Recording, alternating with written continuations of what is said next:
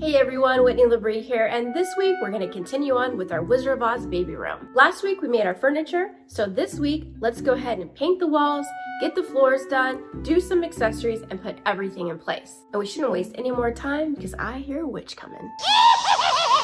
If you're new to my show or new to my series here, this is the 15-room dollhouse that I purchased to renovate. This is the room that I am renovating right now, which is a Wizard of Oz baby room. This is how it looked when I first started to change it up. It was really yellow. I think it was the original conservatory. Then we added the Kansas farmhouse, aka the nanny's quarters. And then this is what the nanny's quarters look like. And then I took some dollar store furniture in the last episode and I converted it over to the characters of the Wizard of Oz. So now that you're all updated, we're going to move on. And now this week, we're putting the room together. So I removed the farmhouse front wall so that I could work on the walls and the flooring today in the baby's nursery portion of the room. And what I've decided to do is I'm going to do 2 murals on either side of the wall to make it look more like Oz. So what I'd like to replicate on one side is this picture here from the movie where they're going toward the Emerald City. And so I'm just going to sketch in the yellow brick road and I'm putting in the Dorothy's baby crib here just so I can get an idea of where it's going to sit just for the purposes of the mural, even though quite a bit will be covered actually. And on this other side, I'm going to have the lineup of the furniture pieces, the Tin Man, the Scarecrow, and the Cowardly Lion. And on this side, I'm going to draw in an apple orchard, and I'm also going to have this little shelf above. And so I want to make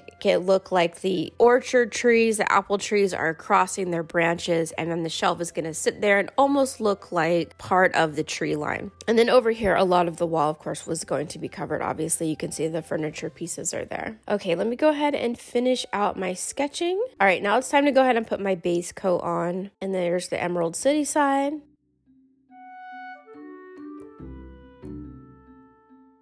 And then here's the orchard side base coat.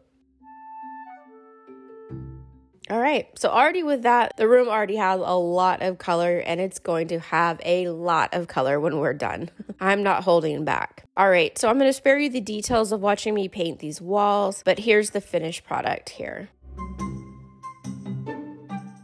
Okay, and then now for the flooring. So one of the challenges of this space is that Kansas farmhouse facade. Because I have to be able to get in and out of it or remove the wall, I can't really do a flooring that stands up at all, that has any thickness to it. And I can't really even do trim because both those pieces keep the wall from being able to be removed. So I have this paper flooring here, this wood paper flooring. And what I'm going to do, I'm just going to go ahead and glue it down really well. And I could do a Mod Podge or a clear coat on the top if I really want to seal it in and give it more of a shiny look. One of the things about this room is that it's going to be pretty packed with stuff, and I'm going to do a large carpet that you're going to see here pretty soon, so I'm not going to really worry about that too much. Now for the lighting, one of the other characters that I really wanted to showcase or give a nod to is Glenda the Good Witch, of course. And when we first see her, she shows up as a ball of light and then she becomes Glenda the Good Witch in front of our eyes, and it's super magical. And so I thought it would be really fun and cute if I made the center light in the center of the baby's nursery Glenda. And so I have this LED light here, this battery operated light, and honestly it gives off very little light, but as you can see, those huge bulbs that are already in this dollhouse has a pre-wired old school style, which is fine. I just kind of changed out the light bulbs. But anyway, I'm going to go ahead and paint this pink. I'm going to use this mauve color, but really any light pink will do. This is fine. And I'm just going to really give it one coat. This is acrylic paint going on top of plastic, so it will stay, but it could easily be scratched off. But in this case, it's not going to matter because I went to the wedding section of the hobby store and I found this little set of little pink flowers here, these like mesh flowers with little tiny diamonds in the center. Of course they're fake, but hey, this is about fantasy, isn't it? So I really thought that really looked like her dress, and so I'm just gonna take these apart and I'm gonna glue them down to this light, and we're gonna make it look like a pink cloud in the sky, and I think it really does look a lot like her. So I'm going to go ahead and install that. And so that's pretty much the completed space. So let me go ahead and put my shelf up here. All right, so now that the shelf's installed, let's level it, make sure that it's level. Looks nice and level to me. And now let's go ahead and make a few other accessories before we put everything together. We do have the yellow brick road on both sides of the wall. And initially I was going to take some carpeting and then just do a winding carpet through the space. But then I saw online this this really cute carpet, and I thought I could make that. So I have this piece of stiff felt right here. I just cut it down, and then I drew the swirls on it, one to represent the yellow brick road, and then of course when we see it in Munchkin Land, there's more of that tomato red color as well. And so I'm going to go ahead and start off with that tomato red, and I'm going to paint in that swirl. Now when you're painting on felt, it's really absorbent, so you do use quite a bit of paint, so just be aware of that. And in some cases it will seep through on the back side, so make sure to put something on the back too while you paint so you don't ruin your surface. And then after that, I took my dark gray Sharpie and I just did a quick outline of that tomato red brick road. And then I took my dark gray and filled in the center there. And then once everything is solid dry, I took this burgundy color marker and I just went around and started putting in the brick lines that you can see there on that swirl. And then I took an orangish yellow marker and I did the same on the yellow brick road side. And then there's my center carpet. Now, I wanted to have a couple old school posters of the Wizard of Oz, and so I found these really cool stickers. And initially I was also going to put in this sticker here as the Emerald City portion of my mural, but then I went ahead and painted one in, so I didn't really need it. And it came with all these amazing stickers, this whole package. My favorite one is this one because it's a crossover between the Wizard of Oz and Star Wars, and there's Dorothy holding up her lightsaber. Anyway, I love that sticker so much. But anyway, I digress. I'm going to use this vintage sticker here that has the old school Oz. And then we have the movie poster here. And then we have this movie poster here as well. So I'm going to frame those out. I found these 3 frames. One you can see needs a little work. And they're all different sizes, really, different styles and different materials, but that's okay because they're the right size. And we're going to uniform them by painting them all the same color, which is this red. And then I'm going to ruby slipper these bad boys up with a lot of this glitter here. Look at that shine.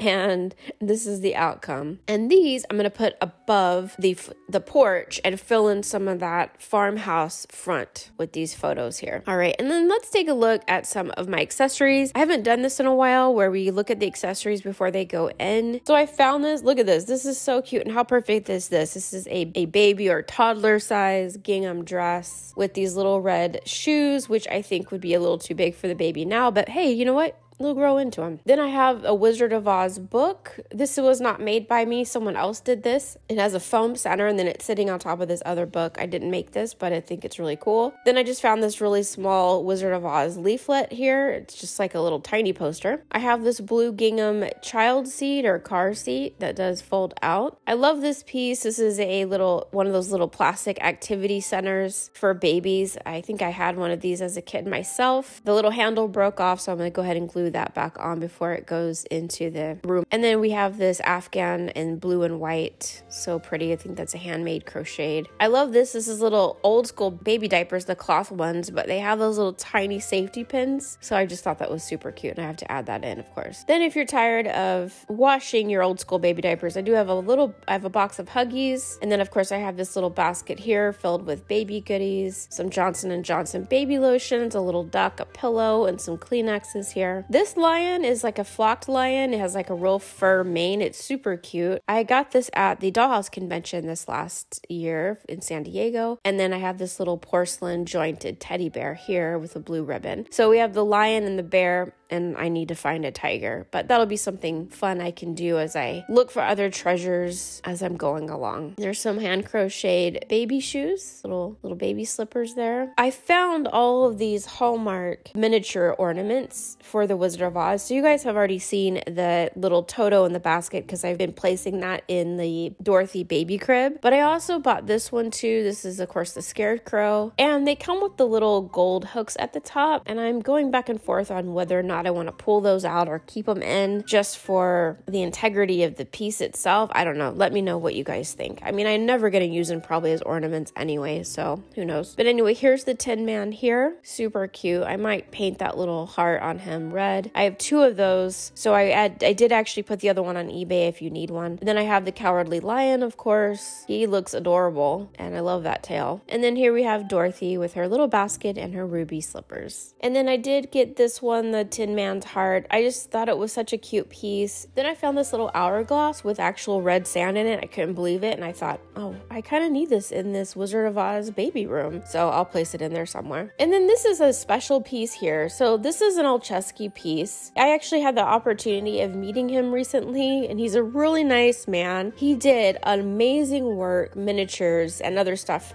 for Disney, and he did these little pieces here, and this is Dorothy with the Munchkins. Anyway, I just think it's a very special piece, and I thought it was kind of a fun way to actually have some Munchkins in the Wizard of Oz baby room. And then something else that I'm going to include in this room, which you don't really see me do very often, is I'm going to include some dolls. So this doll is going to be the nanny. I think she definitely looks the part, and I think she's adorable. And then here is my little baby, and I'm going to go ahead and have a baby doll in this room too. And I just thought she was really pretty with this little crocheted outfit on, and this one is a porcelain piece. So we do have 2 different types of dolls. We have a porcelain and then more of our composite or resin doll. So I think it's definitely time. Let's go ahead and put this room together. Which side should the yellow be on? I think it should definitely be on the Dorothy side of the room. I'm going to line these up as they are seen in the poster.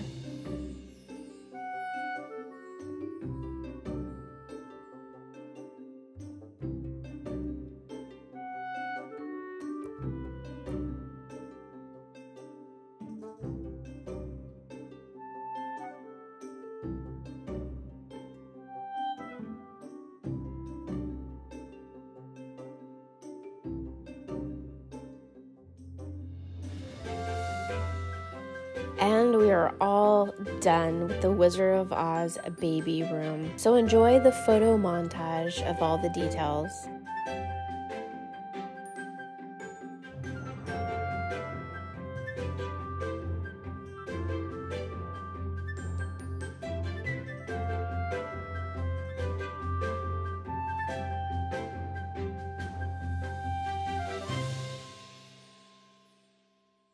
Well, hello, Tiny Whitney. Looks like you're dancing. That usually means that you really are loving the room.